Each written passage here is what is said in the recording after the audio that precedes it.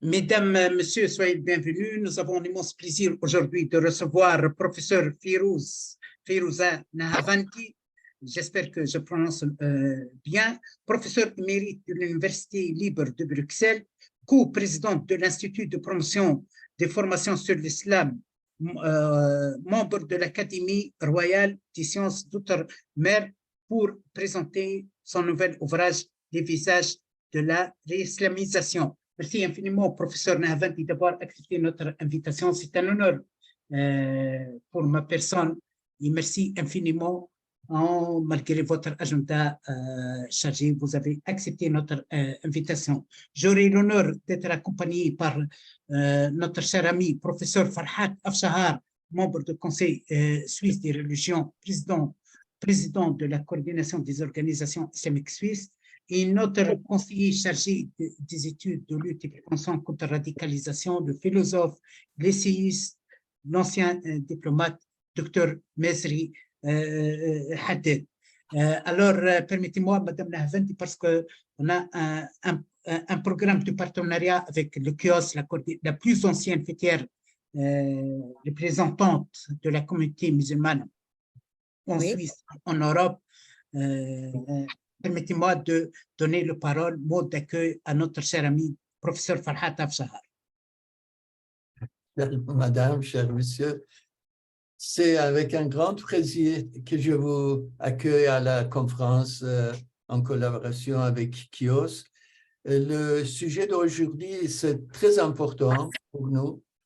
Nous nous réjouissons de votre conférence et j'espère qu'on peut être utile pour trouver quelques solutions pour cet très important thème que vous avez proposé aujourd'hui. Je vous remercie. Merci beaucoup. Je peux commencer? Allô? Oui? Oui.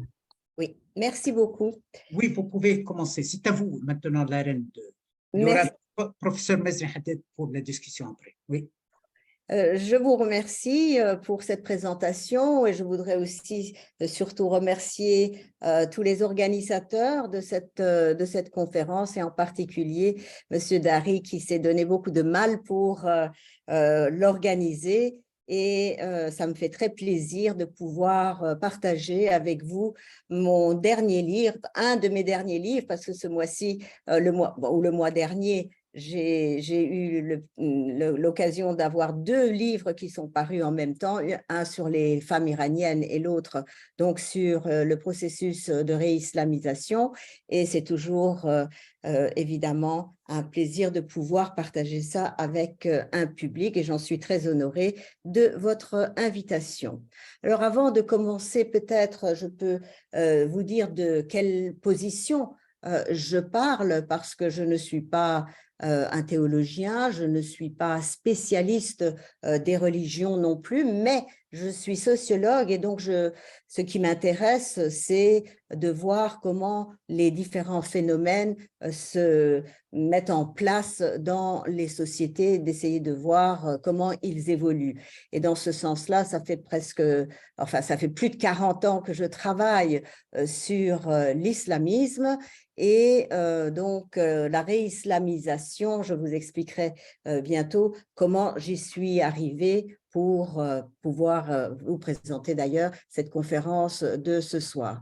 Alors, le livre que j'ai écrit, Les visages de la réislamisation, c'est un livre qui, avant d'être publié, avait fait l'objet d'un cycle de conférences à l'Académie royale de Belgique, et je les remercie de m'avoir invité pour cela.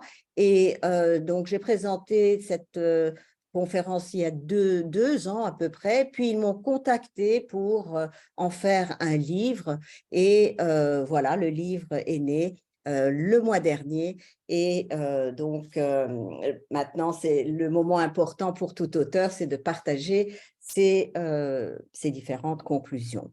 Alors ce que j'ai essayé de faire, je développerai un peu plus tard aussi, c'est de voir ce qui rapprochait tous les mouvements que l'on considère ou que les uns et les autres classent dans la rubrique islamisme et de voir ce qui était leur point commun Et à vrai dire, avec toutes leurs différences, il y a un point qui est la question de la réislamisation, que je vais aussi définir.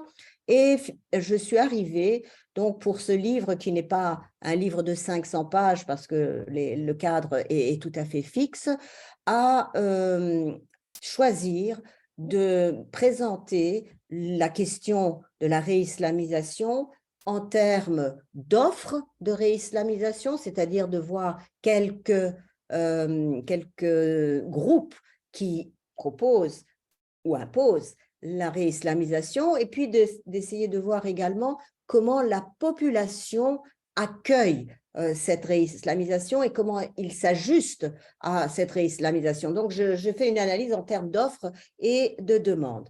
Alors, pour le plan que je vais suivre, je vais d'abord donner quelques définitions pour qu'on sache de quoi on parle, puis je vous parlerai des différentes déclinaisons de la réislamisation, et puis je me concentrerai plus sur l'Europe avec des véhicules de la réislamisation dans ce que j'appelle les pays à minorité musulmane.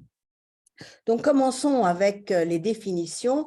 Tout d'abord, vous dire que quand on parle d'islamisation, l'aspect négatif du terme islamisation est vraiment très récente. Pendant très longtemps, le terme islamisation, et si on regarde dans les dictionnaires français ou anglais, le terme islamisation est utilisé pour décrire la conquête de l'islam et surtout pour les conversions. Mais depuis la moitié, disons, du XXe siècle, même le dernier quart du XXe siècle, l'islamisation a pris une connotation plutôt négative, plutôt péjorative, mais ceci est assez récent. Jusque-là, c'était très neutre. Alors, islamisme, pour en dire quelques mots, dans le sens où je l'emploie, c'est un terme qui est générique et qui fait référence à un courant de pensée protéiforme qui se réclame des fondements de l'islam, d'une part, mais qui, d'autre part, mobilise et instrumentalise les références de l'islam. C'est-à-dire qu'il va essayer de les utiliser pour aboutir à ses fins. Mais ce terme générique, l'islamisme, peut revêtir des aspects révolutionnaires, réformistes et réactionnaires également.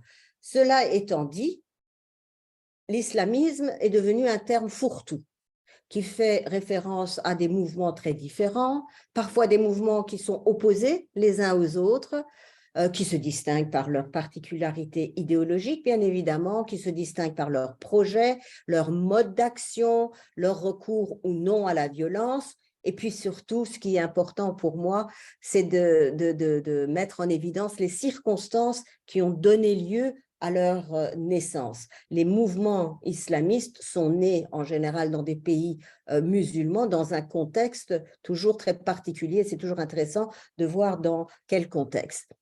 Alors, il y a sans aucun doute des références communes, il y a un socle partagé, mais il y a beaucoup de particularités.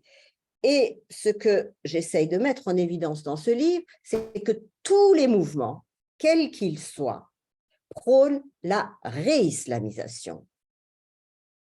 Alors, qu'est-ce que c'est que la réislamisation telle que je la définis et telle qu'elle est d'ailleurs utilisée par les mouvements? Donc, ça peut être des mouvements très différents, mais tout le monde prône la même chose, entre autres.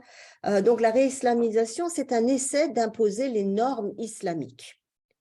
Néanmoins, tel qu'interprété, je pense que ce terme interprété est important, par des groupes de pression, des organisations religieuses, des partis politiques, des dirigeants, des États, à des populations musulmanes de naissance ou des populations converties et au-delà à des non-musulmans.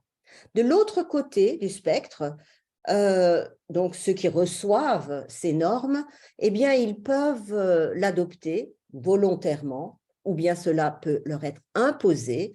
Ils peuvent y adhérer de manière consciente ou inconsciente, mais quoi qu'il en soit, l'adoption va entraîner une visibilité des signes qui y correspondent. Entre autres, au niveau des comportements, au niveau des habitudes vestimentaires, au niveau de la consommation, de la ségrégation entre les sexes ou des relations de genre.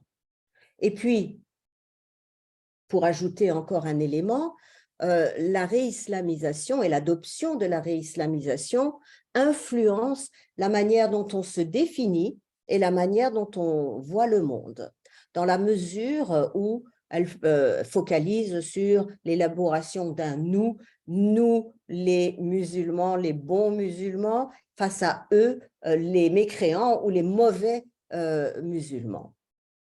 Et donc, on peut dire, pour un petit peu résumer, qu'on a de multiples acteurs de la réislamisation qui se font concurrence à l'intérieur des États ou à l'extérieur, qui utilisent des répertoires moraux et qui vont souvent, sinon toujours, dans le sens d'une disciplinarisation des corps.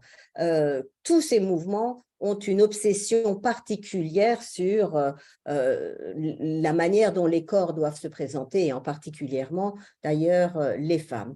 Du côté de la population réislamisée, de manière consciente ou inconsciente, pourquoi est-ce qu'ils peuvent adhérer? Bon, il y a une obligation quand vous avez un danger de mort, mais sinon il y a une recherche d'une identité supérieure, j'y reviendrai. La recherche de respectabilité parce que la réislamisation est présentée comme étant respectable, ou bien tout simplement un effet mimétique, comme il y a un grand nombre de personnes qui ont adhéré à des comportements, eh bien, il est plus prudent qu'on y adhère, ou bien parce que le nombre de personnes qui y adhèrent est tellement important que je ne prends pas de risque et je vais aussi y adhérer. Bon, le terme réislamisation peut peut-être prêter à confusion parce que quand on dit ré, donc le préfixe, cela peut faire penser que les populations ont été déislamisées, ce qui n'est pas le cas. Cela peut être des modèles qui sont présentés à des populations que les mouvements croient qu'ils ne pratiquent pas ou ne croient pas assez bien. Donc, réislamisation, c'est une sorte de référence à un ordre moral perdu, mais qui concerne les musulmans en priorité. L'usage, jusque dans les années 1990-1990, pour les Belges et les Suisses, le terme n'était pas très utilisé, mais à partir de 1990, elle est assez couramment utilisée dans trois sens. Il y a un sens politique qui fait référence à des conquêtes de l'État par des partis religieux ou de l'adoption de codes juridiques fondés sur la charia par les États. Je ne m'en occuperai pas dans ma présentation. Une deuxième lecture du terme réislamisation le lie à l'économique. Je ne vais pas non plus m'appesantir là-dessus, même si je vais l'évoquer. Et puis, il y a une troisième lecture, ce sera plus celle que je vais présenter, qui met l'accent sur la dimension sociale et la réforme des pratiques cultuelles des musulmans et sur une manière de réenchanter leur vie, avec en particulier l'introduction de signes religieux dans les pratiques culturelles de masse, de discours ou dans les représentations. Alors passons maintenant, ces définitions étant précisées, aux différentes déclinaisons de la réislamisation. Je vais en présenter trois en particulier, et puis je donnerai des exemples pour l'Europe. Tout d'abord, la réislamisation par la prise de pouvoir par le haut. Deux pays sont très représentatifs de cette réislamisation par la prise de pouvoir par le haut. D'une part, la République islamique d'Iran, d'autre part, l'Émirat d'Afghanistan. Alors, la République islamique d'Iran, pour rappel, s'est mise en place après 1979 et après la révolution islamique qui a été donc menée en Iran. Et dans les objectifs du guide de la révolution qui était donc l'ayatollah Khomeini, il était donc question d'imposer la souveraineté divine, ce qui pose des questions par rapport à la souveraineté du peuple, mais soit, et surtout aussi de créer un homme réislamisé et une femme réislamisée nouveau. Et très vite, la République islamique s'est lancée dans une révolution culturelle, à savoir changer les manuels scolaires, fermer les universités pour les rendre conformes à la vision du régime, et donc faire en sorte que tous les Iraniens se conforment à la vision de l'Ayatollah Khomeini, qui est en fait une vision de l'islamisme et de la réislamisation qui est d'une part iranienne et d'autre part qui est surtout chiite. Donc c'est un cas bien particulier, mais on voit que plus de 40 ans après, eh bien, cette réislamisation dure et que le régime y tient énormément. L'autre exemple, et aussi, pour revenir un petit peu en arrière, on voit également que la République islamique a une obsession particulière sur la disciplinarisation des corps, c'est-à-dire comment les femmes, mais aussi les hommes, parce que ça, il ne faut pas l'oublier, doivent être habillés conformément à un modèle qu'ils estiment être le bon modèle. L'Émirat d'Afghanistan, c'est également un modèle de réislamisation qui a été imposé par les talibans une première fois en 1996 lorsqu'ils ont pris le pouvoir et qui est imposé aujourd'hui depuis donc août 2021, qui également donc prétend être le lecteur légitime de la charia et d'imposer la charia, en fait une lecture qui est celle des talibans et une lecture qui ressemble quand même très fort et qui est influencée surtout très fort par le Pashtunwali, c'est-à-dire par les coutumes tribales qui sont celles des Pashtuns, les talibans étant en majorité Pashtuns et ayant été d'ailleurs ceux qui ont régné et gouverné le plus longtemps dans ce pays. Mais là encore, on voit donc d'une part l'obsession sur l'imposition d'une vision de l'islam et d'autre part, puisque j'en avais parlé, la question d'obsession sur la présentation des corps. Une deuxième catégorie dans la réislamisation, c'est ce que j'appelle la réislamisation par le haut, à des fins de légitimation personnelle ou dans des stratégies politiques. 3 exemples, toujours dans des pays qui ne sont pas à minorité musulmane. D'une part, le Pakistan. Le Pakistan, sous Zia-ul-Haq, qui a été président donc après 1977, va imposer une réislamisation telle qu'il la voit. Peut-être 2 mots sur Zia-ul-Haq. C'est quelqu'un qui a participé à l'armée britannique, puisque vous savez que le Pakistan faisait partie du sous-continent indien colonisé par la Grande-Bretagne. Lui, il a fait partie de l'armée britannique indienne. Il a rejoint l'armée pakistanaise quand la partition a eu lieu, Inde-Pakistan. Puis, petit à petit, il a fait son chemin pour, en 1977, carrément chasser le président de l'époque, Ali Bhutto, et déclarer la loi martiale et donc essayer de mettre sur pied son interprétation de la réislamisation. C'est un homme qui est croyant et qui va essayer de mettre en musique tout cela. Par exemple, il va mettre en place des tribunaux chariatiques qui n'existaient pas, des châtiments islamiques, les houdoud.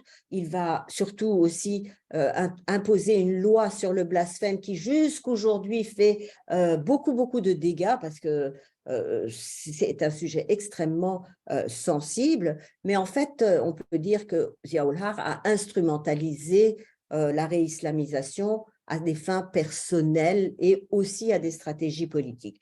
Deuxième exemple, l'Égypte. L'Égypte sous Anwar el-Sadat, qui est évidemment très connu pour l'accord de paix avec Israël, qui a même obtenu le prix Nobel de la paix, rappelez-vous, en 1978. Quelqu'un qui s'est rapproché des frères musulmans, qui sont nés d'ailleurs, un mouvement qui est né en Égypte dès 1945, qui a fait partie aussi du mouvement des officiers libres, qui a lutté contre les Britanniques, qui était devenu le vice-président de Nasser, et puis en 1970, il devient président. Et lui, sa réislamisation toujours à des fins politiques, c'est tous les changements qu'il va amener dans la loi sur le statut personnel. Il fait réformer dans un sens plus rigide la loi sur le statut personnel et donc il va essayer de faire des concessions aux frères musulmans, pas parce qu'il les adore particulièrement, mais surtout c'est pour lutter contre la gauche en Égypte. Donc, il essaye, c'est une stratégie politique assez courante, hein, de jouer les uns contre les autres. Troisième exemple, mais je ne vais pas m'étendre beaucoup là-dessus, le cas de l'Irak avec Saddam Hussein. Alors ça, c'est le cas le plus paradoxal, parce que Saddam Hussein a été un membre du parti Baas, socialiste et laïque, un socialisme teinté aussi de panarabisme, pardon. Il est devenu président en 1979, et il poursuit sa politique. Et puis, vous le savez bien, il a eu pas mal de problèmes avec la communauté internationale. Il a eu une guerre de 10 ans avec l'Iran. Et pour mobiliser la population, voilà que Saddam Hussein décide aussi de faire appel à la religion. Et c'est ainsi, par exemple, qu'il va mettre le nom de Dieu sur le drapeau, la référence à l'islam, donc sur le drapeau irakien. Donc ça, c'est 3 exemples de la deuxième stratégie de réislamisation que je voulais aussi évoquer avant d'en arriver à la troisième déclinaison de la réislamisation, qui est celle qui nous concerne plus et qui va concerner les autres éléments que je vais évoquer, qui est la réislamisation par le bas. Alors, cette réislamisation par le bas, elle a lieu sous l'effet de l'action militante de partis politiques islamistes ou d'associations religieuses. Alors ici, il ne s'agit pas de renverser l'État, parce que soit la répression est trop grande, soit parce que lorsque les mouvements islamistes sont dans des pays occidentaux, l'équilibre des forces ne permet pas de le faire ou de prendre du pouvoir. Et donc, dans ce cadre, eh bien, ces mouvements ont comme objectif de produire une identité collective alternative. Qu'est-ce que cela veut dire? Cela veut dire qu'on va pas, comme on ne renverse pas l'État et on ne fait pas de révolution, on va essayer de transformer les habitudes quotidiennes dans la rue, la manière dont les gens se comportent, marchent les uns avec les autres, le lieu de travail, comment est-ce qu'on se positionne, est-ce qu'on va faire une prière, est-ce qu'on s'arrête de travailler, comment est-ce qu'on travaille, mais également dans les écoles, les lieux de loisirs, on le remarque, hein, changer les comportements dans les salons de thé, dans les restaurants, dans les salles de sport et j'en passe, et puis les interactions familiales, le rôle de la femme, le rôle de l'homme ou les interactions sociales.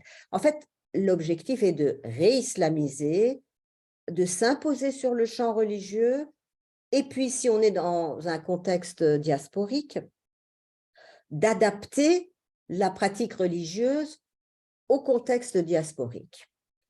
Et tout cela se passe par deux éléments en particulier, une réorganisation de l'espace, et dans cette réorganisation de l'espace, la séparation entre les hommes et les femmes est centrale. On déconstruit, disons, l'espace sécularisé et on vient avec une proposition d'une compréhension alternative, disons, de la religion, où chaque espace joue un rôle.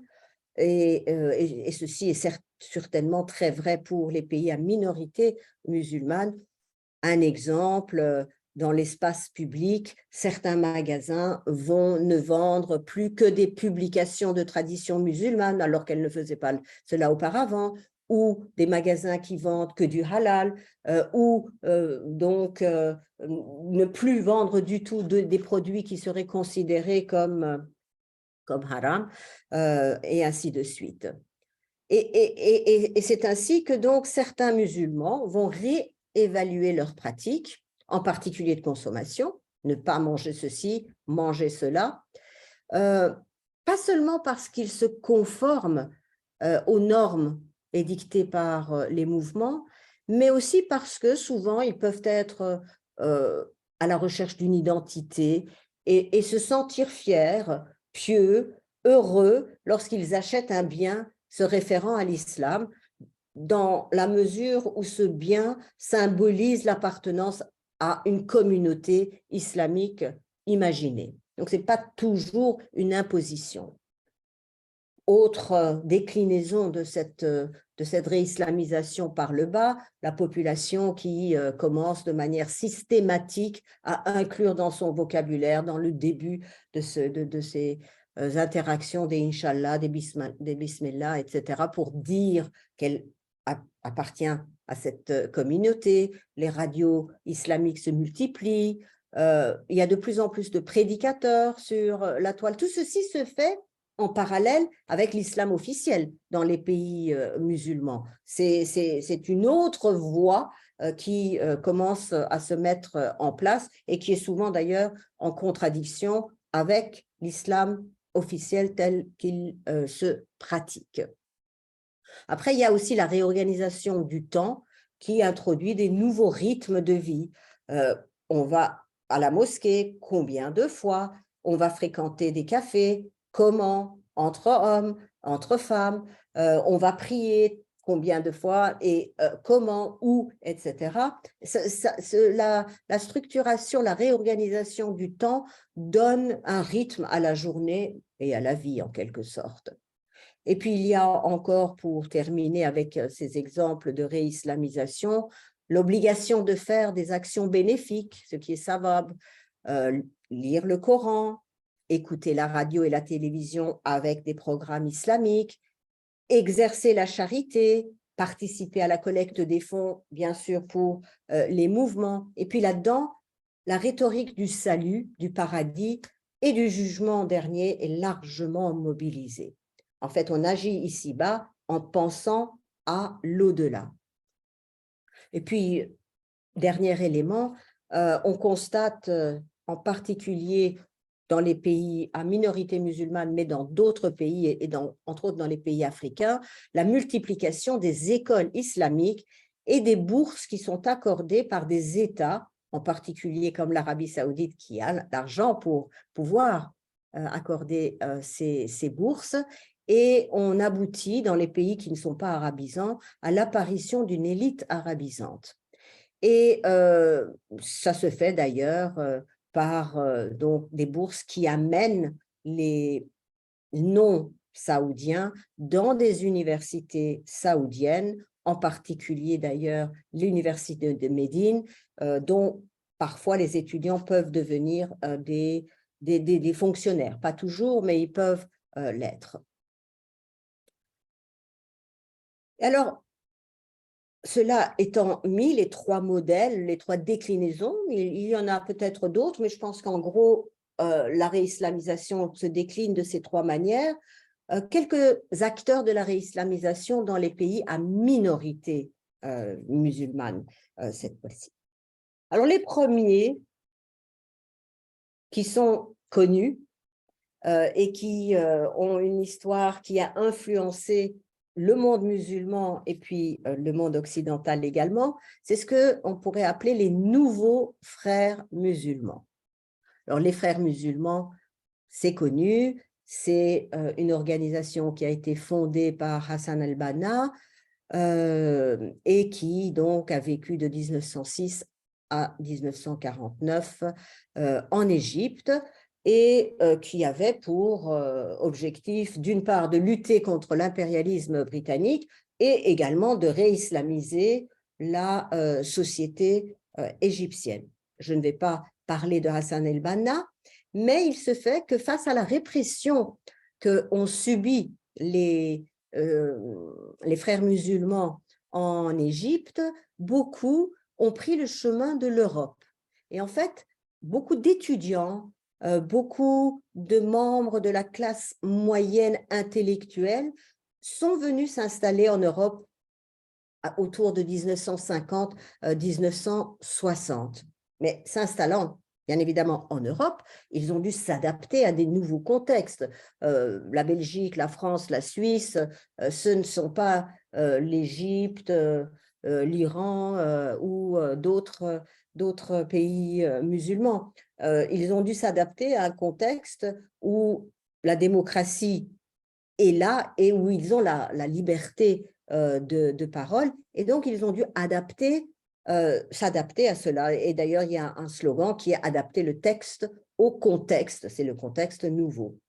Alors, quel est leur objectif en Europe, cette fois-ci, puisque je me focalise sur l'Europe, c'est de promouvoir une identité musulmane forte.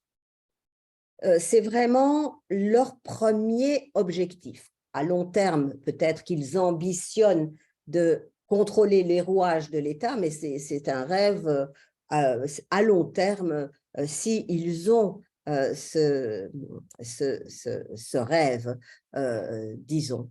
Donc, identité forte, mais également l'objectif est de se présenter, de se faire accepter surtout comme l'interlocuteur des autorités européennes et représentant officiel de la communauté musulmane.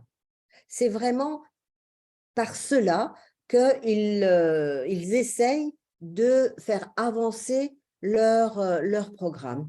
Et cela est d'autant plus vrai qu'il y a une différence entre les frères musulmans et les autres, dont je vais d'ailleurs parler dans quelques minutes, c'est que le discours des frères musulmans adressé aux populations musulmanes d'Europe, il est trop intellectuel pour être compris ou être accepté. Ce qui veut dire, mais en revanche, ce discours a beaucoup de succès dans les associations musulmanes et parmi la jeunesse intellectuelle musulmane qui suivent parfois sans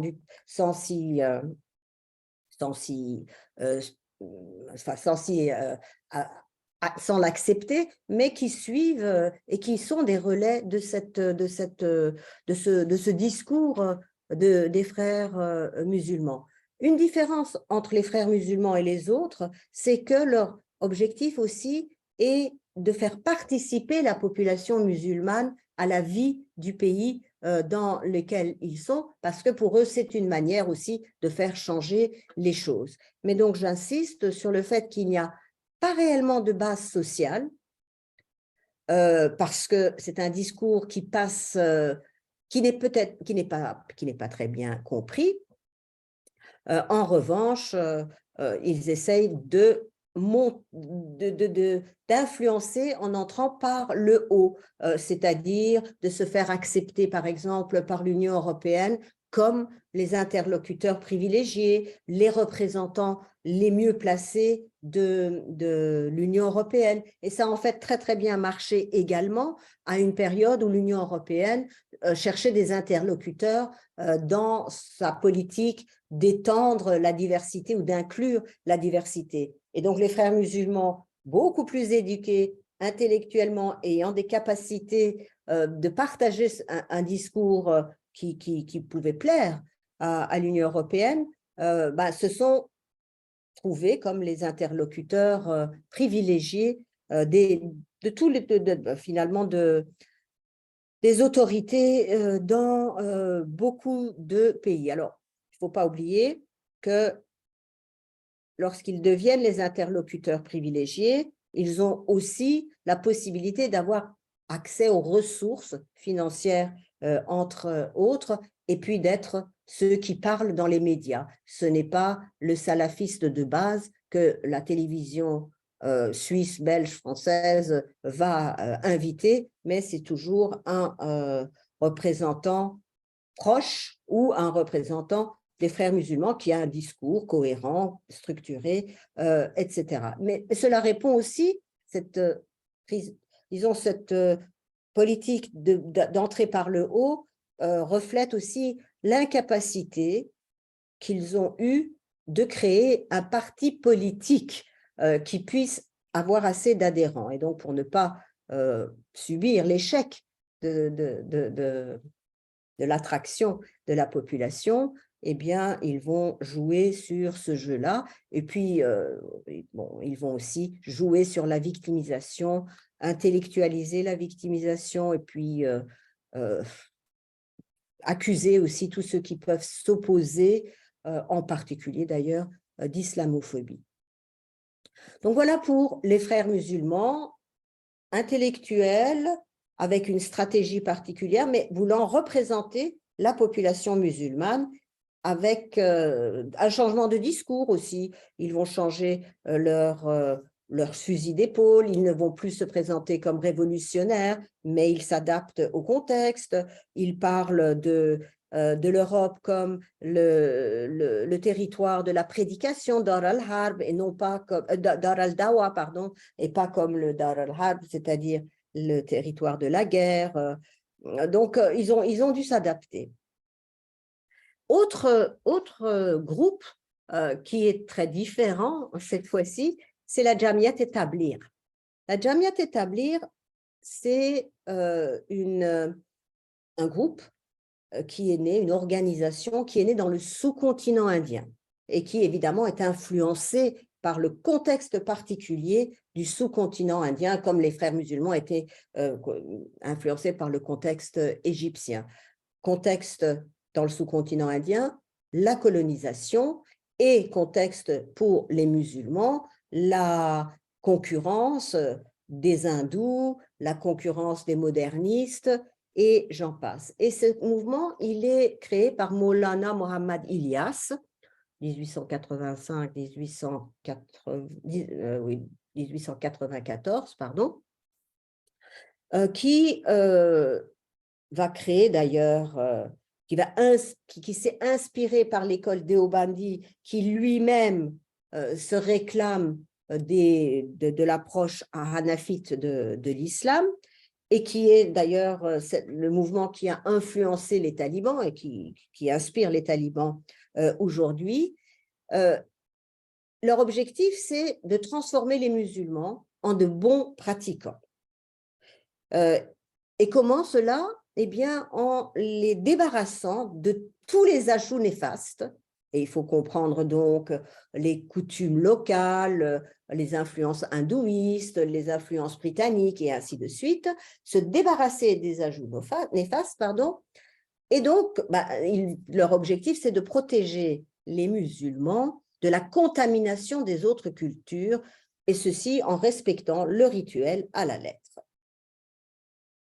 C'est une manière, en fait, aussi, encore une fois, d'offrir une identité alternative qui souvent, d'ailleurs, répond au désarroi dans les pays européens des immigrés qui sont en position marginale, qui se sentent en manque de dignité, qui n'ont pas pu s'intégrer. Et donc, étant donné que les objectifs sont de faire comporter les musulmans dans une forme d'islam que eux préconisent, ils ont longtemps été, et ils le sont d'ailleurs, ils se le présentent comme ça, ils ont été considérés comme apolitiques. Néanmoins, les études montrent que l'appartenance à la Jamia Tabligh peut faciliter la réception d'autres messages. D'ailleurs, beaucoup d'adhérents se fatiguent et abandonnent le Tabligh pour aller faire participer à un mouvement des frères musulmans ou alors chez les salafistes. Je vais revenir sur les salafistes dans quelques minutes. Alors, quelle est leur méthode d'approche? Eux, c'est dans le concret, dans l'interaction face à face. C'est vraiment ce qui est privilégié. C'est un petit peu comme les témoins de Jéhovah.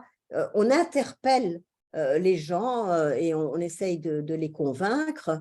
Mais néanmoins, malgré tout, ils ont dû s'adapter à leur temps et ils font aussi de la prédication en ligne.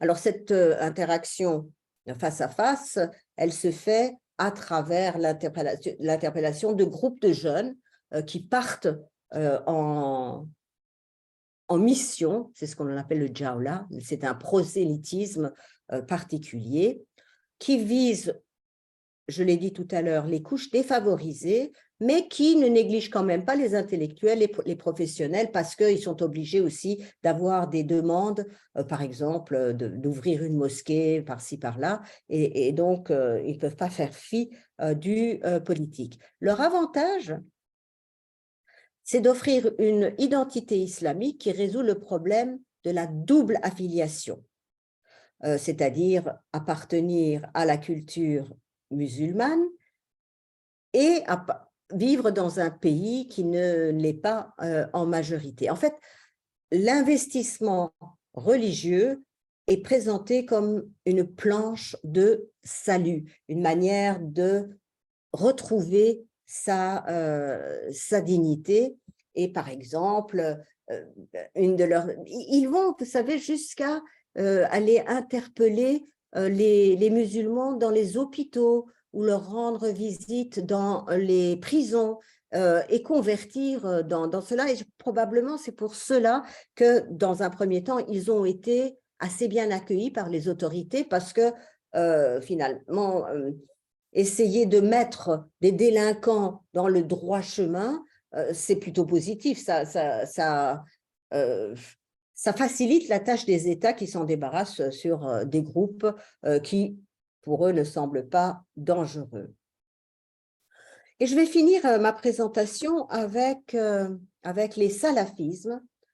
Comme vous le savez, c'est un terme qui dérive de al-salaf al-salih et qui fait référence aux 3 premières générations de musulmans qui avaient eu un contact direct avec le prophète.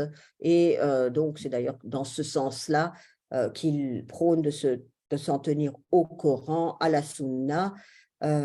Et donc, ils ont une approche assez particulière, j'y reviendrai tout de suite. Mais ces salafismes sont actuellement un mouvement hétérogène, certes, complexe, certes, évolutif, certes, mais le courant transnational de réislamisation le plus dynamique. Ils ont surpassé de vraiment beaucoup les frères musulmans ou le Tabligh que j'ai évoqué tout à l'heure. Et d'ailleurs, dans les adhérents, on trouve de plus en plus de convertis. Un quart à un tiers des adhérents salafistes sont des convertis, ce qui pose quand même aussi des questions. Donc théoriquement, pour aller vite, ils disent qu'il faut s'en tenir au Coran, à la Sunna du prophète. Ils ne reconnaissent théoriquement toujours pas les 4 écoles de jurisprudence du sunnisme. Mais en réalité, en fait, c'est le bricolage intellectuel qui les caractérise et qui les fait avancer. Ils prennent par-ci, par-là ce qui les arrange, interprètent de la manière dont ça les arrange. C'est assez caractéristique d'ailleurs de la stratégie d'expansion. Et malgré tout, ils sont quand même très proches de l'école hanbalite et de l'Arabie saoudite, même si donc ils ne reconnaissent officiellement pas l'école hanbalite, d'ailleurs aucune des écoles de jurisprudence du sunnisme. Il y a plusieurs tendances, mais comme le temps avance, je vais juste les citer. Donc, il y a une tendance chez les salafistes qu'on appelle le quiétisme, qui est celle qui ne fait pas de politique, mais qui donc essaye de convertir ou d'attirer vers lui, mais de manière pacifique. Il y a ceux qui sont influencés par le politique, et puis il y a évidemment les salafistes djihadistes, c'est ceux qui sont partis et qui prônent vers le djihad en Syrie, en Irak, et qui prônent évidemment la violence. La méthode privilégiée ressemble assez à celle d'établir la prédication. Le retour à la religion des salafs, je l'ai déjà dit. Travailler sur les hadiths. Une obsession du tawhid, de l'unicité de Dieu. Le rejet de tout ce qu'ils appellent l'associationnisme, le shirk, c'est-à-dire tout ce qui vient d'ailleurs, et entre autres, c'est comme ça qu'ils rejettent ce qui est fait au sein des parlements en Europe, parce que ce qui est décidé n'est pas décidé en fonction des lois de Dieu, mais en fonction des lois démocratiques. Et à côté de cela, il y a le rejet des innovations. Alors, eux, ils, par essence, par leur façon de voir les choses, au contraire des frères musulmans, ils vivent en retrait de la population qu'ils considèrent être mauvaise croyante, ou surtout la population mécréante, entre guillemets, et ils vont défendre l'idée de la migration, le hijra. Néanmoins, cette migration, partir d'Europe et s'installer ailleurs, ça coûte cher aujourd'hui. Et puis, il y a eu les problèmes sanitaires qui font qu'on ne va pas très loin. Et en plus, la destination privilégiée pour les salafistes, c'est l'Arabie saoudite. L'Arabie saoudite n'accepte plus n'importe qui et c'est devenu une destination très chère. Quel est leur avantage par rapport aux frères musulmans, mais qui est assez proche d'établir une offre qui est simple, compréhensive, parce qu'elle distille des certitudes. On se réfère au scripturaire, on met l'accent sur l'identité authentique, sur la pureté doctrinale, mais pas sur la pureté politique. Et dans le discours, par ces méthodes qui sont prônées, on offre une possibilité de sortir de la société majoritaire et adopter une communauté supérieure qui est basée cette fois-ci sur l'unicité de Dieu. Alors, leur approche, et qui passe d'ailleurs beaucoup par Internet, permet donc à ceux qui sont attirés de s'identifier et de créer aussi une communauté musulmane virtuelle qui va résoudre tous les problèmes, mais ceci c'est vrai pour tous les mouvements de prédication ou les mouvements islamistes, et surtout de donner une identité en offrant un accès direct à la vérité de Dieu. J'ai dit, ils sont simples, c'est compréhensif, chaque individu a la possibilité d'avoir un accès à la vérité de Dieu par lui-même. Ils sont néanmoins protestataires, hein, symboliquement, quand on voit qu'ils rejettent les signes extérieurs majoritaires, entre autres les vêtements et la manière dont ils s'habillent, c'est une manière aussi de protester symboliquement. Ils ont d'autant plus de succès qu'il n'y a pas de d'organisation d'envergure nécessairement. Souvent, c'est des petites structures. Donc, petites structures, pas besoin de beaucoup d'argent. Et souvent, ils vivent de collecte de fonds parmi la population musulmane. Et ils sont d'autant plus puissants qu'il y a maintenant de plus en plus de figures médiatiques, les prédicateurs très actifs sur la toile et les réseaux sociaux, et des prédicateurs qui peuvent vivre de leurs activités. Donc, toutes les activités qu'ils font sont rémunérées et ils peuvent vivre et donc être autonomes en quelque sorte. Et leur stratégie à côté de cela, c'est d'inonder le candidat, le futur salafiste, de messages. Les messages, l'information, les forums, les clips vidéo, les cours à distance. Vous avez toutes sortes d'offres qui sont données et parfois, la toile permet à un individu qui est intéressé par le salafisme de se réislamiser ou même de se convertir sans avoir jamais rencontré un salafiste. Bien sûr, à partir du moment où il est intéressé, il va rechercher des salafistes, mais Internet reste un vecteur par excellence de propagande et surtout permet de s'inscrire dans un espace anonyme d'interconnaissance. Encore avantage des salafistes, ils intègrent les jeunes à la recherche de l'identité, ils intègrent les femmes qui ont aussi un rôle à jouer, et il ne faut pas oublier, et là c'est le contraire d'établir, que le croyant salafiste vit dans son époque.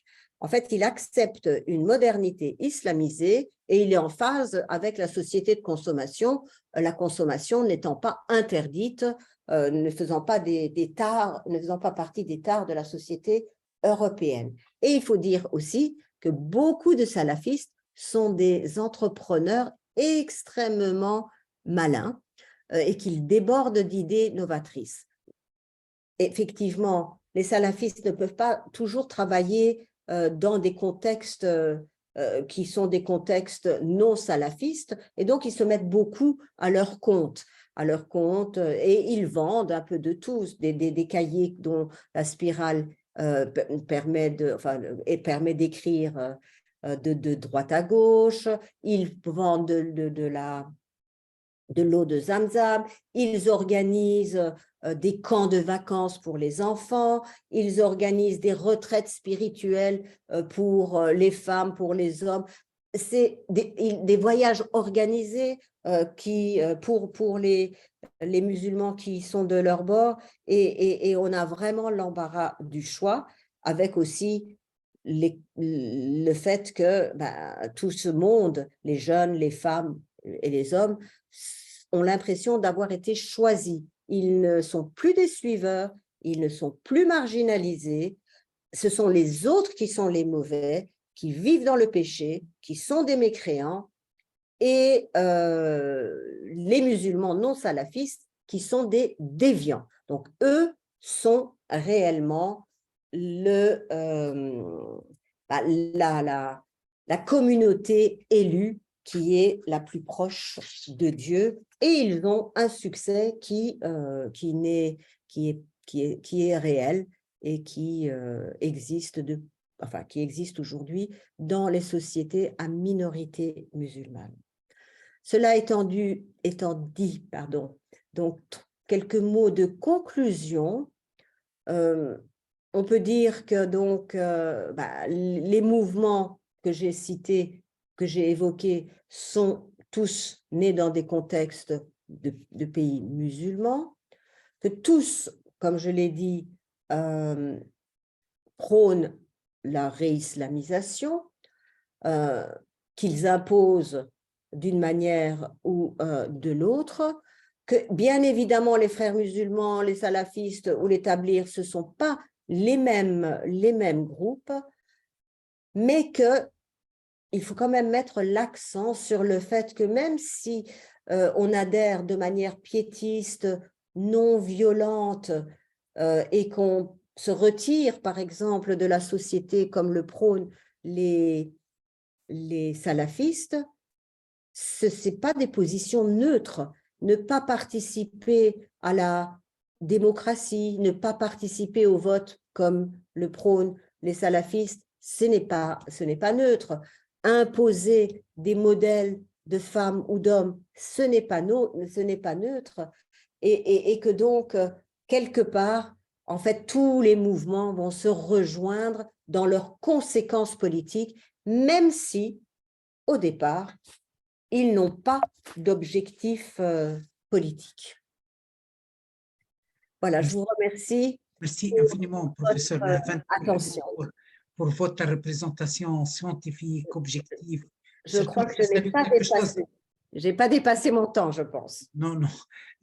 Surtout, je salue quelque chose, votre connaissance, parce qu'on avait l'habitude de voir parfois la création des centres, soi-disant, centres des études d'islam et société, comme en Suisse.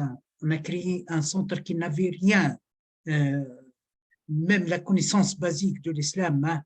Mais vous avez quelque chose que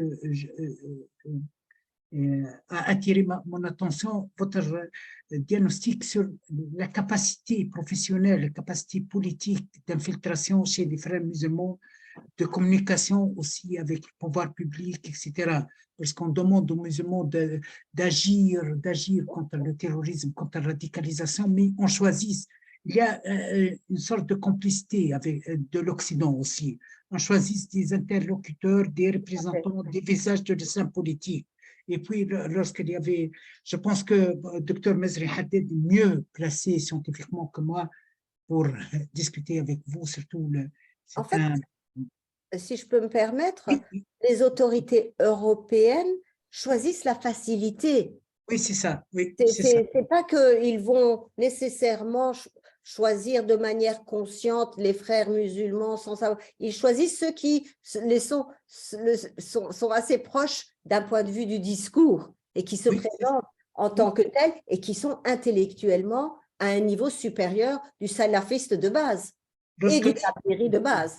Je constate par exemple le centre Islam et Société, il a choisi l'interlocuteur qui sont bien implantés dans l'islam politique et il a exclu tous les autres courants de l'islam, surtout les chiites, sont exclus en Suisse malheureusement, comme ils sont les chiites. Et je salue Dr Farhat Afshahar qui continue depuis 40 ans à lutter pour une représentation équitable des musulmans et diversifiée des musulmans. Je cède la parole à Dr Mesri Haddad pour discuter avec vous. Merci. Est-ce que ma voix est audible? Totalement. Alors, je salue d'abord notre ami Farhat et je suis ravi de le revoir. Et je salue Madame Firouzé. Et je m'empresse de lui dire que malgré mon jeune âge, j'ai connu votre père, Beauchamp. Oui, tout à fait. Et cet homme m'a impressionné par sa culture. Ça remonte loin. J'étais étudiant à la Sorbonne à l'époque et j'ai été avec un ami qui m'en avait parlé à une conférence de M. Ushank Nahavandi dans le 5e arrondissement, pas loin de la Sorbonne. Ça devait être en 86, si ma mémoire est bonne. Et il venait parler de ses livres. Moi, j'en ai dans ma bibliothèque ici 2 de ses livres qui sont dédicacés. Eh bien. Et je disais qu'il m'avait impressionné par sa science, par son patriotisme et même par sa douleur, par sa souffrance. Je ne pensais pas revivre la même situation moi-même en 2011. Vous avez sans doute déjà compris, madame, bien sûr, que je n'aime pas les révolutions, quelles qu'elles soient et d'où qu'elles viennent, des plus flamboyantes, 1789, au plus totalitaire, la bolchevique, à plus forte raison, celle qui a détruit la modernité et la République tunisienne fondée par Bourguiba. Je vous ai écouté, mais très attentivement, et j'ai pris beaucoup de notes. Alors, par quoi je vais commencer? Je pense selon la chronologie de mes notes. Vous avez parlé des points communs entre toutes les tendances de l'islamisme, et je vous rejoins tout à fait là-dessus. Vous avez parlé de la réislamisation autrefois, jadis et naguère, qui se résumait à une conversion compte tenu de la nature prosélyte de l'islam, et pas seulement d'ailleurs de l'islam. Tout à fait. Et deuxième phase de réislamisation, si je vous ai bien compris, elle a intrinsèquement et même extrinsèquement une connotation négative, péjorative, et pour cause. Alors, votre définition de l'islamisme, moi, c'est sur ce point que je voudrais m'attarder, si vous le voulez bien, un petit moment. Elle est de type sociologique. Bien sûr. Vous êtes sociologue. Personne n'est parfait. Comme nul n'est parfait. Donc, c'est une définition sociologique, à laquelle j'adhère d'ailleurs. Pas pour avoir fait quelques études de sociologie, pas trop, mais avec quand même de grands professeurs à l'époque, François Bourriquot et Raymond Boudon, Oui. le dictionnaire de la sociologie, c'était mes profs. J'aurais dû d'ailleurs faire de la sociologie et non pas de la philosophie, mais enfin, c'est trop tard. Ma définition de l'islamisme, Madame Nohavandi, est la suivante. Elle est simple. Quand je dis ma, c'est d'un point de vue philosophique. D'accord. Et c'est complémentaire. Les définitions sont complémentaires et utiles et opératoires selon la discipline de laquelle on parle et on analyse. Pour moi, l'islamisme est une subversion, une altération idéologique et politique de l'islam. D'accord, oui. L'islam, et c'est banal ce que je vais dire, être musulman, c'est adhérer et, si nécessaire, pratiquer les 5 piliers. Je dis bien si nécessaire. Oui, oui, tout à fait, je suis d'accord avec vous. Être islamiste, c'est croire et pratiquer obligatoirement 6 piliers. 6. Le 6e, Allah l'a oublié. Alors, les islamistes, comme ils sont plus intellectuels et plus savants et plus sachants que leur Dieu, ils ont rappelé ce 6e pilier. Le 6e pilier, pour reprendre le titre d'un livre d'un auteur égyptien, islamiste, coupable dans l'assassinat de Sadat, al-farid al-ghaib, l'obligation absente ou l'obligation occultée. Oui.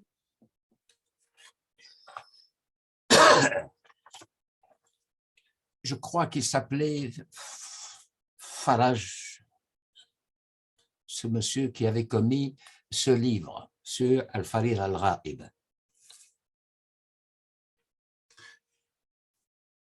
Al-farid al-ghaib, c'est-à-dire le tyrannicide, c'est-à-dire la lutte jusqu'à la mort contre les gouvernements ou les régimes qui ne sont pas conformes à ce qu'ils appellent l'islam, c'est-à-dire des régimes néo-jahilites, comme celui qui était, régime entre guillemets, qui était dans l'Arabie pré-islamique. Hein. Dans leur rhétorique, il y a une assimilation d'ailleurs, symbolique. Puisque je l'ai défini ainsi, je dirais donc que de Hassan al-Banna à Ben Laden, en passant par le sunnite Sayyid Qutb et le chiite Khomeini, tous les doctrinaires de l'islamisme affirment que l'islam est din wa dawla. Arkoun, que Dieu ait son âme, dirait din dunya wa dawla. Religion, temporalité et État. Voici l'islamisme. Et c'est ainsi que je le définis.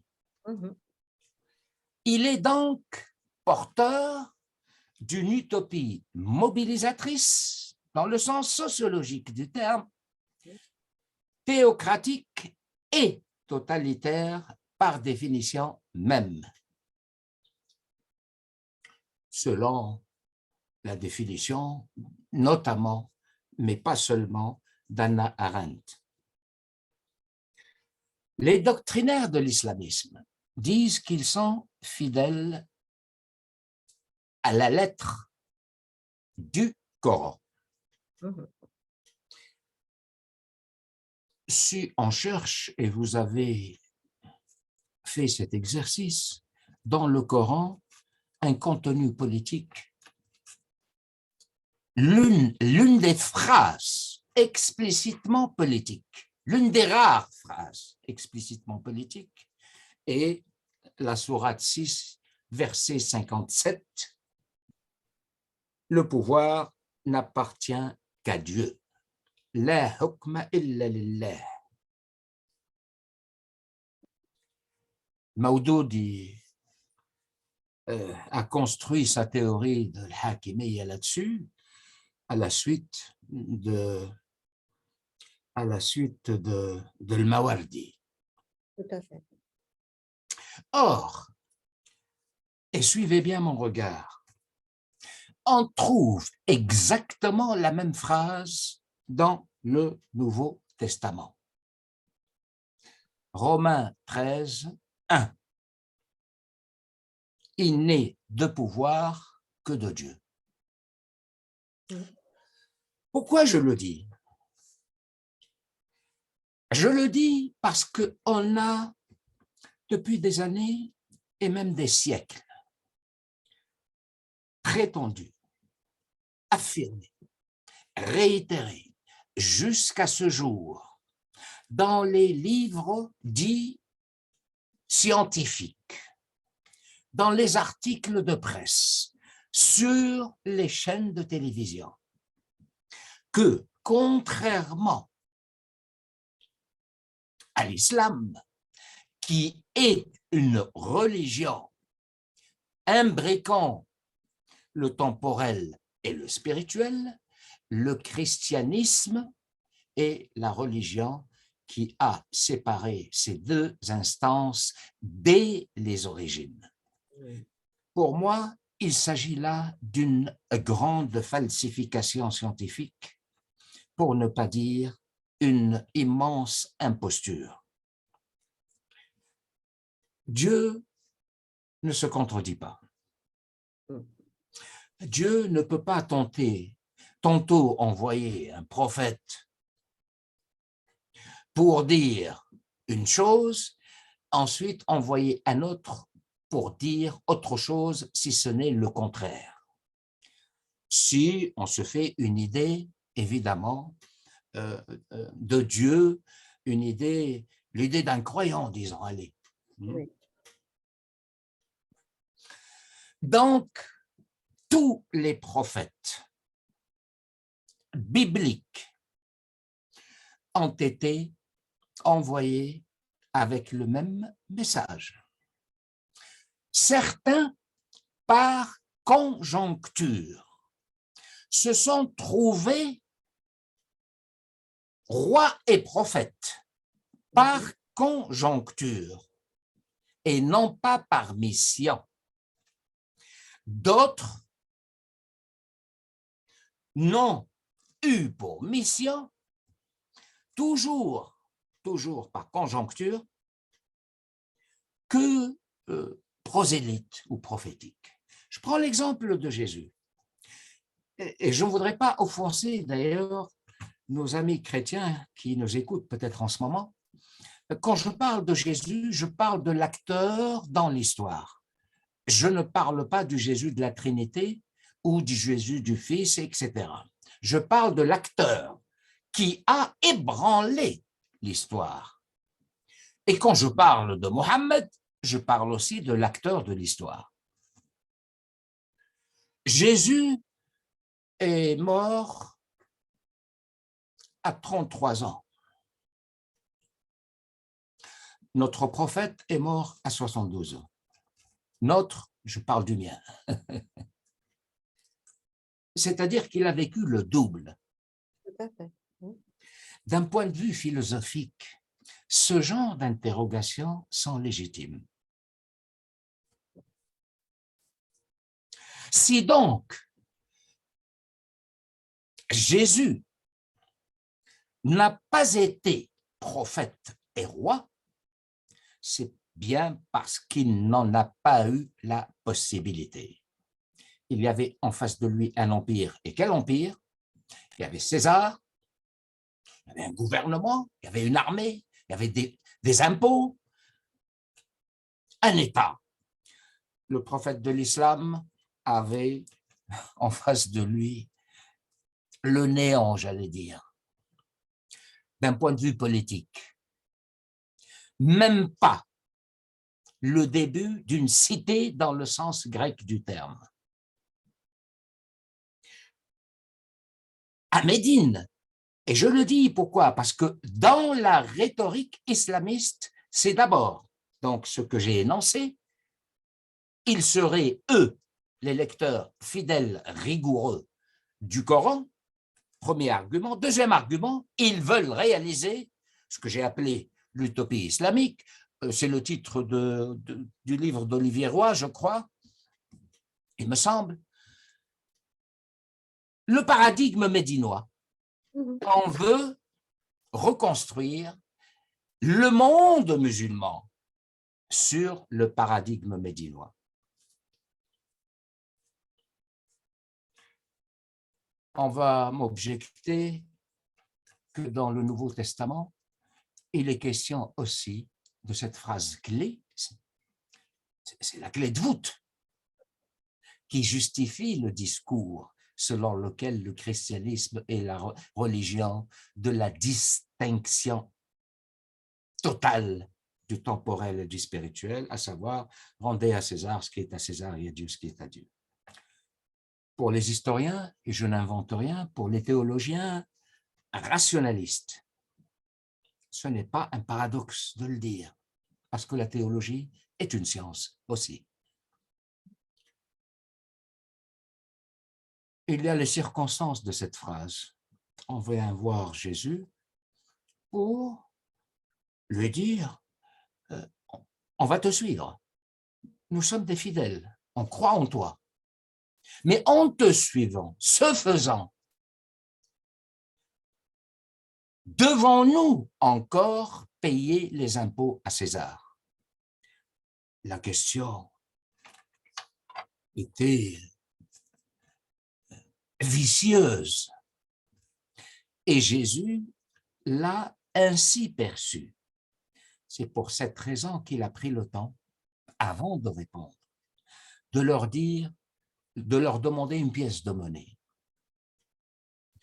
Et dans cette action, il cherchait la réponse, la bonne. C'est quoi la bonne réponse? Ne pas me déjuger par rapport à ma mission, mais ne pas me compromettre avec le pouvoir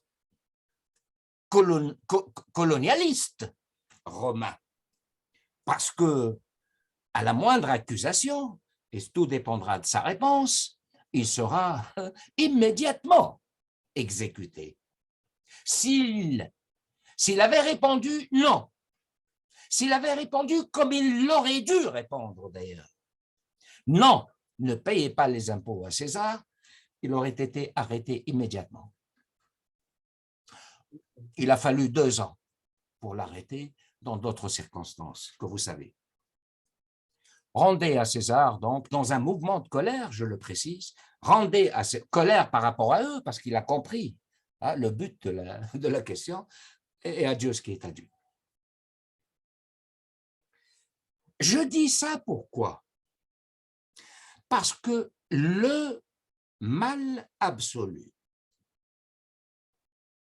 le problème dans le monde musulman, sunnite ou chiite, subissent encore aujourd'hui et dans cette grande confusion. Eux aussi, ils ont cru. Parce que les musulmans aiment bien se démarquer par rapport aux autres, n'est-ce pas? Ça relève de la psychologie des peuples. Quand on leur disait et qu'on leur dit encore aujourd'hui que le christianisme a séparé ce que l'islam confond, temporel, spirituel, sacré, profane, religieux, politique, ils sont ravis, les musulmans. N'est-ce pas? Ils sont ravis. Alors qu'il s'agit d'une falsification éhontée des textes et de l'histoire.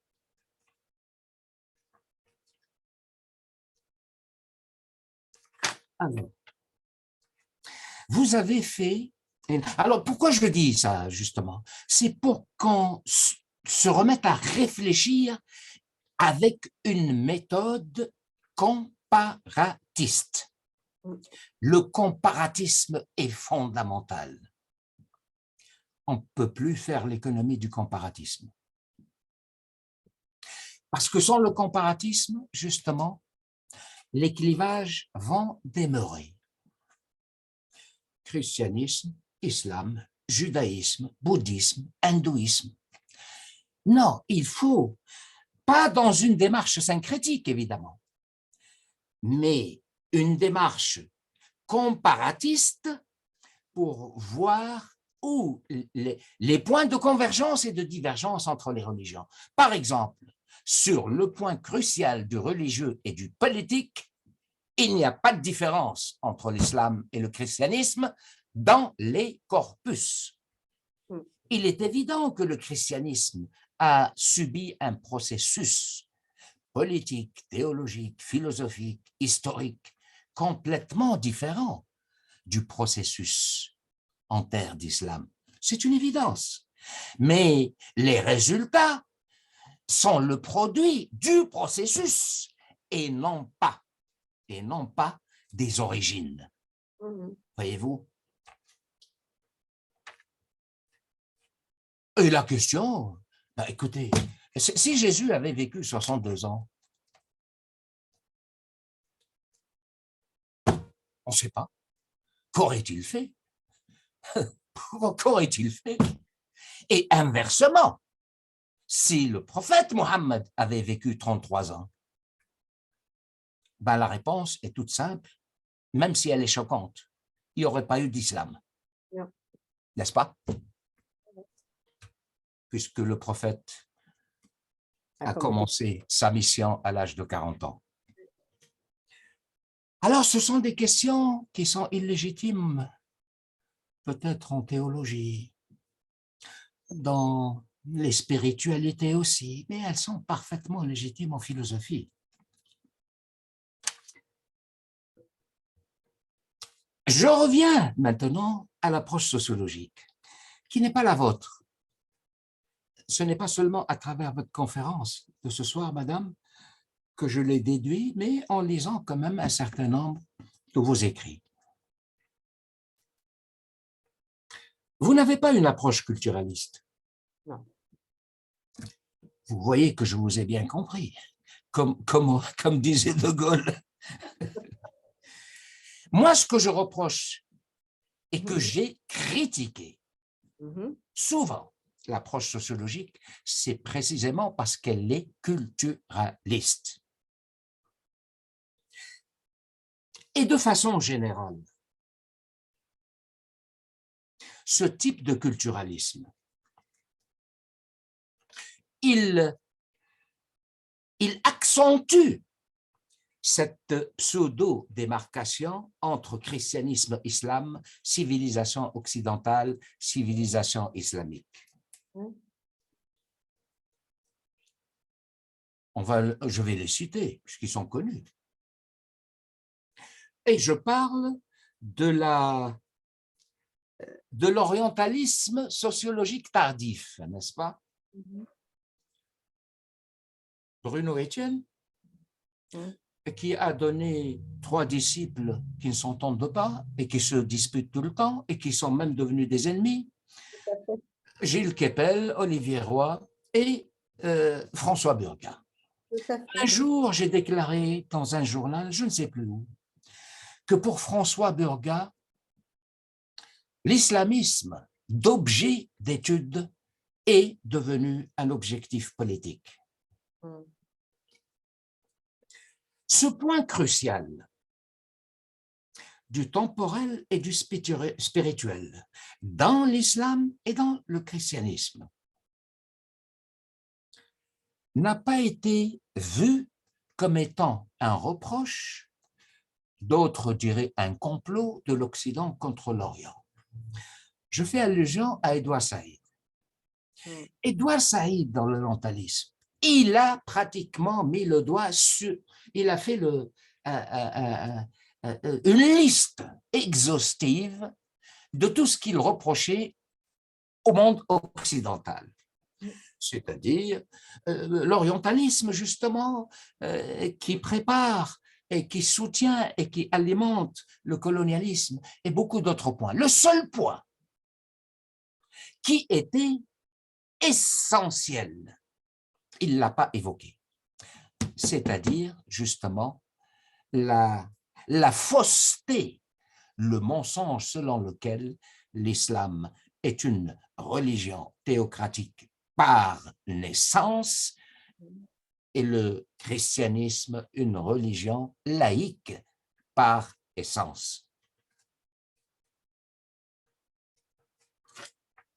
Je vais conclure, si vous le voulez bien, et finir par une question.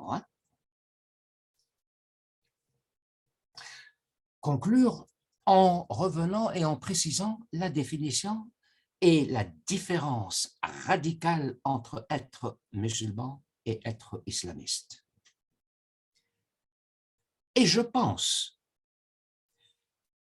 si fondamentale soit la différence, le basculement tient à un fil entre être musulman et devenir islamiste. Pourquoi?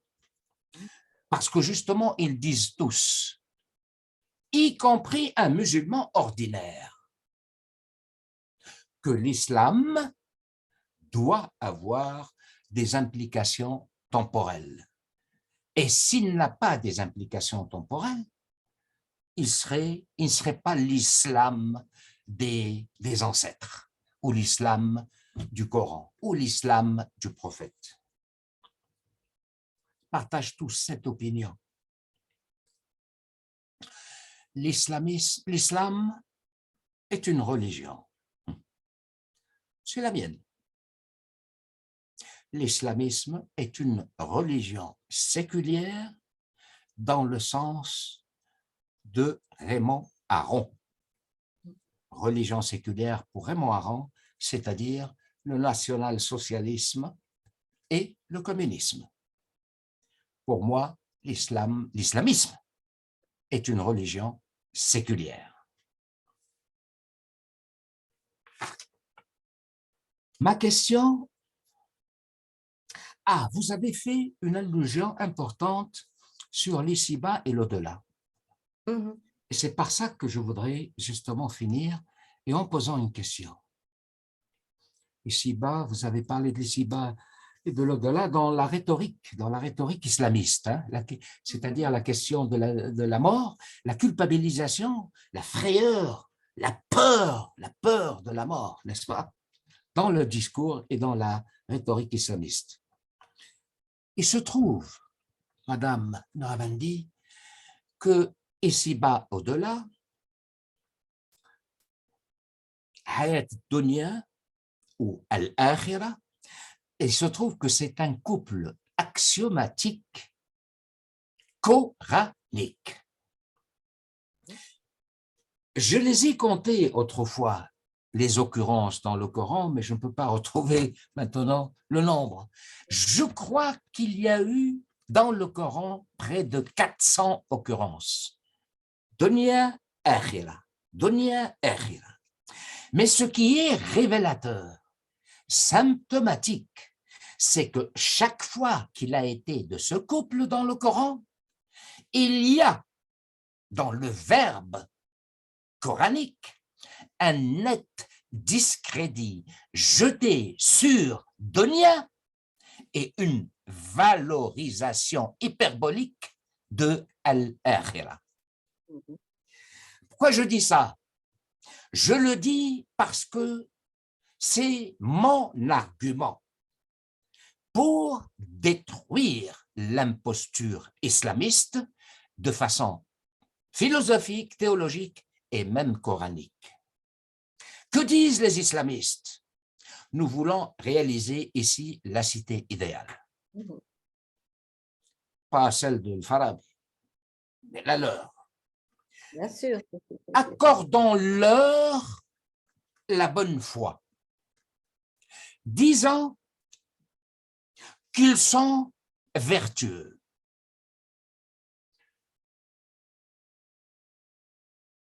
Qu'ils ont de bonnes intentions.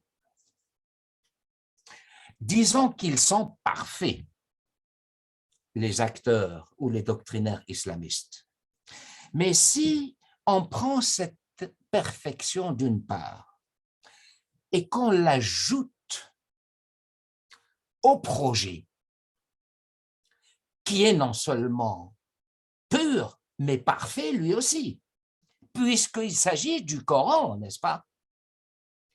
L'association de ces deux perfections donne un résultat chaotique, pas seulement à l'égard des hommes ou des sociétés, mais à l'égard même de Dieu qu'ils prétendent défendre.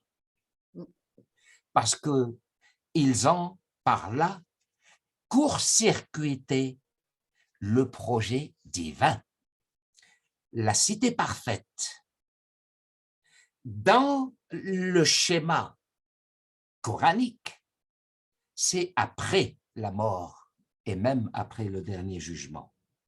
Pas avant. Notre vie ici-bas, elle doit être imparfaite.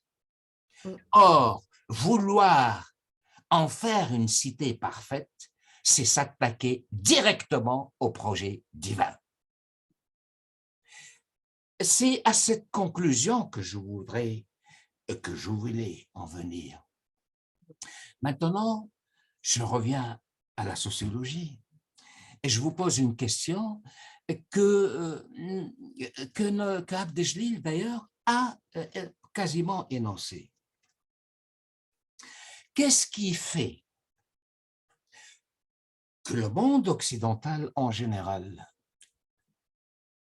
l'Europe peut-être en particulier, parce que le cas de l'Amérique du Nord est encore un cas à part. Qu'est-ce qui explique cet aveuglement, cette candeur, peut-être même ce machiavélisme d'ailleurs, qui consiste à dire tout le temps que l'islamisme, eh ben, ce n'est pas un danger. Ça dépend des islamistes dont on parle. Oui, bien sûr. Ah oui, il y a une différence entre entre un islamiste locos, un islamiste light, hein, qui vit à Genève, par exemple, et un islamiste affreux, hein, avec sa barbe, avec son turban, un taliban, allez, un taliban, c'est vrai. Il y avait une différence, oui, c'est vrai. Mais dans la structure mentale de l'islamiste, il n'y a pas de différence. Il n'en a pas. Ma question donc est la suivante. Qu'est-ce qui explique cette attitude de complaisance, d'aveuglement? Se laisser aller, parce que réislamisation, Madame Nahavandi, ça signifie délaïcisation. Ça implique en tout cas délaïcisation. Je ne dirais pas déchristianisation, parce que le processus de déchristianisation, il remonte déjà à au moins 4 siècles. Et c'est un processus autonome et intrinsèque. Il ne dépend pas de la réislamisation, mais il la conforte aujourd'hui. Les sociétés ont horreur du vide spirituel. Lorsque une tradition, en l'occurrence chrétienne, qu'elle soit catholique ou luthérienne ou calviniste, s'évapore, décroît ou, qu'à Dieu ne plaise, disparaît, elle ne laissera pas un vide, parce que le vide sera immédiatement occupé par une autre religion. Parce que telle est la nature humaine, le besoin de spiritualité. Alors, dans cette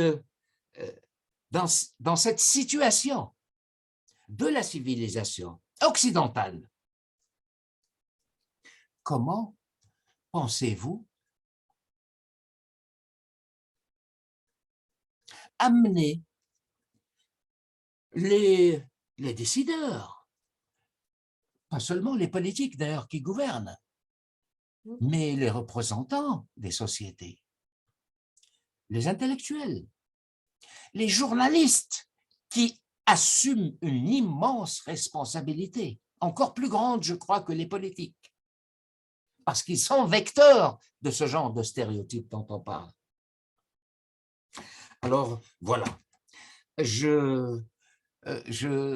fini. Je voulais compléter ce qui est compris et auquel j'adhère, la démonstration sociologique, par, disons, cette approche qui n'est pas sociologique, n'est-ce pas, mais qui doit, je le répète, moi je crois beaucoup au comparatisme et à l'interdisciplinarité aussi. Il ne faut pas que les disciplines s'isolent et que chacun travaille dans son coin. Il faut que ça soit complémentaire pour avoir une vision, je ne dirais pas vraie, mais la plus proche de la vérité. Et vous, le monde musulman, est-ce que vous croyez, Madame Nahavandi, c'est ma question, est-ce que vous croyez que le monde musulman subira, je ne sais pas quand, c'est à vous de me le dire, ce que Max Weber appelle le désenchantement, c'est-à-dire la sécularisation. Parce qu'il n'y a pas de démocratie sans sécularisation. Merci, Dr. Mazen Haddad. Merci infiniment pour votre réponse, votre réaction scientifique, décortication professionnelle. Professeur Nahavandi, il nous reste 10 minutes dans le streaming. C'est à vous de clôturer, tout en sachant que la discussion entre vous et professeur Mazen Haddad va continuer le 28 janvier puisque vous serez l'invité du KIOS le 28 septembre avec Dr. Mafisoli et Dr. Mazri Haddad. C'est à vous, madame. Merci beaucoup, professeur. Enfin, merci beaucoup pour ces ajouts à ce que j'ai présenté. Je pense que c'est nécessaire, effectivement. Dans mon livre, moi, je prends la réislamisation, en fait, pour vous rejoindre en quelque sorte. Dans la conclusion de mon livre, je le dis, c'est que quel que soit le mouvement, il y a un point commun qui est cette obsession de vouloir réislamiser, c'est-à-dire de rendre conforme à sa vision du monde. Et chacun interprète en sa faveur, c'est-à-dire pour défendre sa chapelle, si j'ose dire. Donc, c'était le moyen que j'ai pu trouver dans une approche comparatiste entre les mouvements. Évidemment, peut-être que les buts politiques ne sont pas les mêmes, mais les objectifs sont finalement d'arriver à cette cité idéale, comme vous dites. Mais donc, il y a ce point commun, on ne peut pas du tout le nier. Et donc, je vous remercie vraiment pour tous ces ajouts et votre développement de l'argumentation de manière très comparative. Vous avez une connaissance du monde chrétien qui est bien supérieure à la mienne. Alors, vous m'avez posé la question, qui est une question difficile, hein, difficile. Pourquoi cet aveuglement de l'Occident face à l'avancée de l'islamisme? Je vous dis, c'est une question difficile et certainement qu'il y a différentes réponses. Moi, je dirais, il y a quelques réponses parfois simples. C'est que malgré tout, il existe en Occident, malgré les grandes déclarations sur les valeurs et sur la supériorité des valeurs, etc., il reste encore une mauvaise conscience du passé, le passé qui a été le passé colonial. Et c'est pas facile, mais en tout cas, c'est parfois aisé d'ébranler la position occidentale en faisant référence au passé colonial. C'est tous les jours utilisé d'ailleurs dans l'argumentation islamiste. C'est cette mauvaise conscience, on met le doigt dessus. Maintenant, ça n'explique pas tout, bien évidemment, mais je pense que du côté occidental, européen en particulier, vous avez raison de dire que le cas américain est encore différent parce qu'on est aux États-Unis en particulier, dans un monde aussi de croyants de leur manière. Ils sont très proches, finalement, de certains croyants ou islamistes, etc. En tout cas, pour eux, c'est presque être mécréant de ne pas croire. La laïcité est compliquée là-bas. Il faut croire en quelque chose pour être accepté. Mais dans ce cadre, ce qui pose problème, et ce qui est utilisé, et ce qui continuellement fait surface, c'est la contradiction entre les valeurs. C'est-à-dire, d'un côté, faire référence, par exemple, aujourd'hui, à la démocratie, aux valeurs des droits de l'homme, au respect de l'individu, et puis de l'autre, ne pas les respecter. Cette contradiction positionne assez difficilement l'Europe en tout cas, et c'est tous les jours. On a un exemple de ceci, ça déforce bien sûr leur position, et entre autres, il y a un autre élément qui entre dans cette contradiction, c'est l'aisance avec laquelle on privilégie les relations économiques par rapport aux valeurs que l'on est supposé défendre. Donc, à partir du moment où vous acceptez les exactions, par exemple, d'un État qui peut couper en morceaux son journaliste et je parle de l'Arabie Saoudite, hein, ou les contradictions d'un État comme l'État iranien qui est en train de tuer sa propre jeunesse et en même temps, donc, on essaye de négocier pour des raisons d'ailleurs souvent économiques avec les uns et les autres.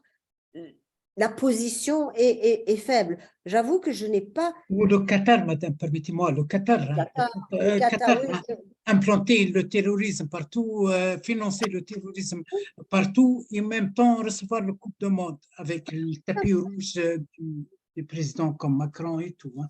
tout à fait. Le Qatar est un exemple parfait Oui. parce qu'il fait la synthèse, la synthèse nauséabonde entre le wahhabisme et le khoménisme. Hein. Oui, non, mais je pense, pourquoi j'utilise ceci, c'est parce que aujourd'hui même, à Bruxelles, il y a eu une grande manifestation des Iraniens parce que la Belgique, c'est pas la Belgique réellement, mais en fait, il y a eu une grande conférence internationale organisée qui regroupait les maires de 600 villes d'Occident. Et le maire de Téhéran a été accueilli en grande pompe par les autorités belges, alors que il y a 2 semaines, il y avait le problème de l'otage belge et que donc tout le monde parlait de tous les mauvais côtés du régime islamique. Et c'est l'opportunisme politique occidental. C'est l'opportunisme. En tout cas, c'est la contradiction des valeurs.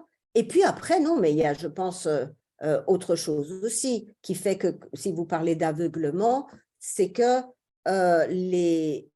les partis politiques, à côté du général, les partis politiques, en tout cas dans les pays que je connais, utilisent eux aussi, d'une certaine manière, l'islamisme, voire même l'islam, pour récolter des voix, comme d'autres font peur avec l'islam. Donc, c'est aussi une utilisation, il y a de l'instrumentalisation de tous les côtés. Maintenant, je pense que par rapport à l'islamisme, tout le monde n'est pas aveugle. Hein. Il y a des gens qui sont très sceptiques, il y a des gens qui voient ça d'un mauvais œil, et puis les autres, vous avez raison, qui estiment que c'est quelque chose de anodin, ce qui ne l'est pas. Ce qui ne l'est pas. Ça me fait penser à une phrase dans le premier livre de Madeleine Albright, où elle dit textuellement: nous allons discuter désormais avec les talibans modérés. Tout à fait, ça me met hors de moi, parce que après avoir mis en place les islamistes, on érige un groupe contre l'autre. On les classe. Eux, ils sont modérés, on va les ériger contre les pas modérés. Alors qu'ils sont tous les mêmes. Regardez comment le discours sur les talibans, quand ils sont revenus, quand les États-Unis sont partis de manière honteuse, mais que les talibans sont revenus en août 2021, tout le monde, et les médias, vous avez raison, parce que j'étais beaucoup interrogée à l'époque, tout le monde essayait de me dire que ces talibans, ils s'étaient modernisés, qu'ils avaient changé, etc., et que c'était des bons talibans finalement. Voilà. C'était ça. C'était en fait se donner bonne conscience et laisser les autres à leur sort. Donc oui, la réponse, elle est compliquée et ça crée aussi beaucoup de tensions, c'est vrai, à travers les partis politiques et dans le monde européen en particulier. Je trouve que l'autre question aussi est très intéressante, juste pour quelques minutes, parce que je pense que le temps passe, la question de quand est-ce que le monde musulman va se séculariser? Est-ce que, bon, on a souvent dit que le problème a été que cette sécularisation ou la laïcité, maintenant, c'est vrai que ce n'est pas la même chose, a été introduite, voire imposée par le haut. Et c'est pour ça que j'ai de l'espoir en l'Iran, parce que c'est par le bas que la population demande la séparation du politique et du religieux. Mais c'est dans les conditions actuelles, il y a un chemin à faire dans l'éducation qui était énorme, d'une part, mais ce que je dis, en fait, je vais le contredire aussi, puisque les premiers à s'islamiser et participer au groupe islamiste, c'était les plus éduqués, et dans la laïcité. Dans beaucoup de pays, c'est le cas d'ailleurs en Afrique du Nord en particulier. Donc non, ça demande du temps aussi, hein, ça demande du temps. Cela étant, est-ce que dès le départ, maintenant si on introduit aussi l'histoire, est-ce que concrètement, dans le monde musulman, si on regarde son histoire, il n'y a pas eu de séparation de politique et du religieux? Si, Voilà. si, Il si. y a eu. Et donc, les islamistes ou un certain nombre de personnes essayent de dire non, non, ça a toujours été mélangé. Et là, on rejoint, les islamistes rejoignent les critiques de l'islam. Enfin, et ça renforce l'un l'autre. Alors que Oui, la oui, connaissance oui. historique n'est pas du tout, ne correspond pas à cela, comme vous le dites. Le système califal lui-même, Oui. à 70%, n'était pas théocratique. Mais non. Il était césaropapiste, pour parler comme Max Weber. Il n'était pas théocratique. Non. Et l'islam n'a pas inventé, comme vous le savez, la théocratie. La théocratie est le produit du génie, je le dis sans ironie, théologique et philosophique juif. Les Grecs ne connaissaient pas dans leur typologie, pour eux c'est absurde, pour les Grecs rationnels, platoniciens, aristotéliciens, socratiques. Mais c'est Flavius Joseph, hein, la théocratie. La théocratie, nous, ou les musulmans, ne l'ont pas inventée. Ils l'ont adoptée à leur conception religieuse et politique. Merci infiniment, docteur Mazen Haddad. Merci infiniment, docteur professeur Firouza Nahavanti, professeur émérite à l'Université libre de Bruxelles, co-présidente de l'Institut de promotion et de formation de l'islam Bruxelles et membre de l'Académie royale des sciences. Docteur Mère, vous étiez avec nous pour présenter votre livre sur les visages de la réislamisation. Je laisse la parole à notre cher ami, professeur Farhat Afshar, président de la coordination des organisations islamiques suisses, pour clôturer. En tout cas, merci pour votre invitation. Merci. Je vous passe les salutations presque de plus de 2500 Iraniens partout au Canada. Vous êtes bien respectés dans la communauté iranienne internationale. Hein? Docteur Afshar. Chère madame, c'est un grand plaisir qu'une éminente sociologue comme vous s'occupe scientifiquement de ce sujet de l'islamisation. Avec votre permission, je veux poser une question analytique. Comme vous avez déjà indiqué, l'islamisation a de nombreux aspects théologiques, sociaux, culturels, économiques et scientifiques. Comme jugez-vous l'effort d'islam, pas d'islamisation, d'influer le domaine de l'éthique des sciences? C'est important pour le débat sur l'islamisation.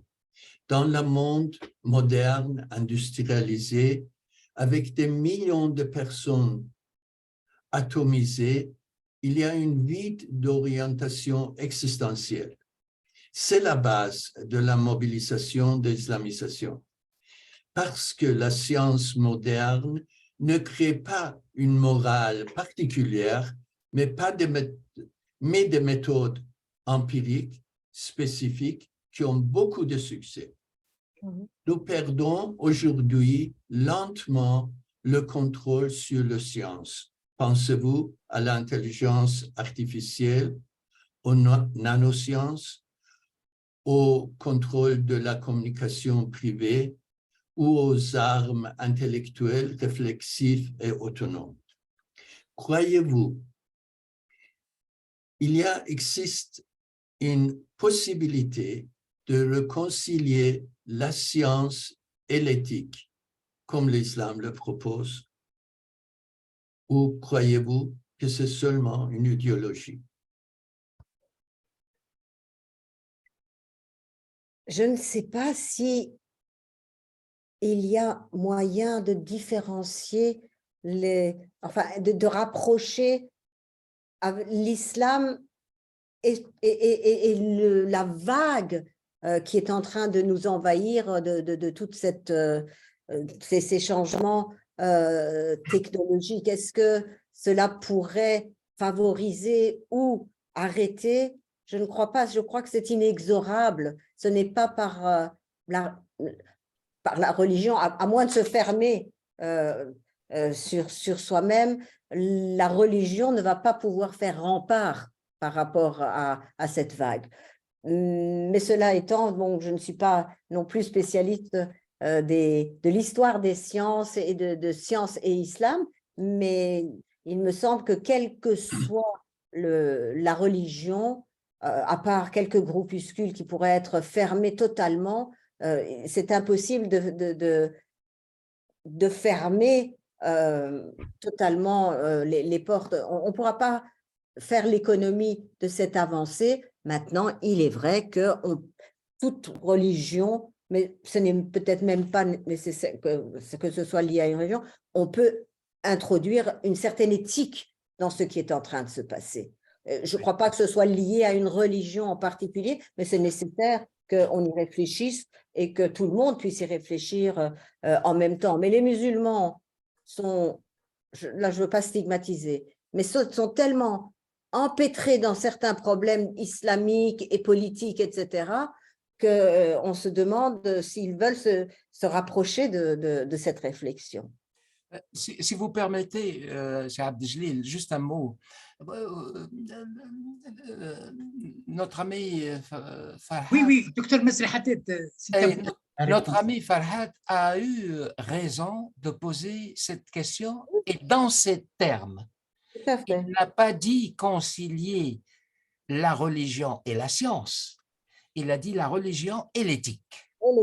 Non seulement, vous avez répondu positivement, je vous rejoins tout à fait, non seulement il est en mesure de le faire, et pas seulement lui d'ailleurs, les autres traditions religieuses, mais il est nécessaire de le faire. Parce que le monde dans lequel nous vivons, que nous supportons, est devenu, d'un point de vue éthique, insupportable. Il est devenu insupportable. Pas donc de rapprochement entre islam et science, parce que vous voyez où ça peut nous mener, hein, à l'apologétique. Hein. Le Coran n'est pas un livre scientifique. Et le Coran n'est pas un livre politique. Voilà.